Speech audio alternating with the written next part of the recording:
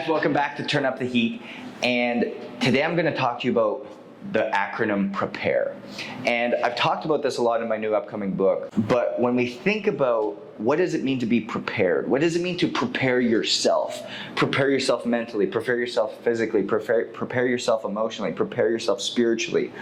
Prepare is such a real word to me. John Gordon challenged me in October to actually come up with a one word for the year of 2023. And for me, it was the word prepare. And I turned it into an acronym. So the first word is pray. Why do we want to pray? We want to connect. We want to connect it back to what God is calling us to do. And once we pray and once we get those downloads, that's when we can all of a sudden replace. R is replace. Replace habits, replace behaviors, replace things, replace people in our lives that are no longer serving us, that aren't going to get us to where we want to go. And then once we replace these things, not add. So often we hear we have to add things. No, I want to replace them. Replace things that aren't serving me with things that are going to get me to where I'm trying to go and where I'm called. Then we go to expend. E is for expend. Expend energy, expend time, expend resources, expend attention. It takes energy and expending energy in order to get somewhere.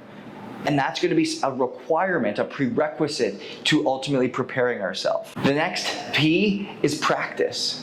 We can't just show up and expect that we're going to get the outcomes. We have to put practice in. We have to be disciplined. We have to have not perfect practice, but consistent practice. That discipline starts to compound over time so that we ultimately can realize the changes that we are seeking. The next A is accept accountability.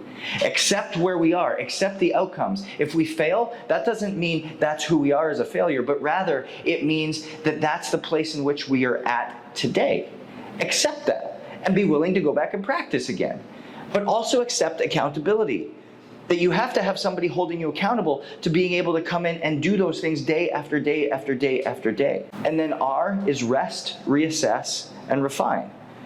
This isn't a process that's set in stone. It might change. There's going to be iterations. It might work one day. It might not work the next month. But you have to be able to come back and rest, reassess how it went, and then start to refine that process. Maybe you have to replace another habit. Maybe you have to replace another behavior. Maybe you have to replace somebody that you've been hanging out with in your life in order to get to where you want to go. And then the last one is E, expect. Expect that what you are preparing for, you are going to receive. Why? Because what you're preparing for, as long as it's connected and it is in God's will for you, it's already prepared for you. And so it's not a matter of if it's going to happen, it's a matter of when it's going to happen. And continuing to expect that it's coming, to continue to expect that your preparation is going to create the outcome, is what's going to allow you to continue to be in it day after day after day. Because talent will get you noticed, but consistency will get you paid. It's all about preparation. Go own it.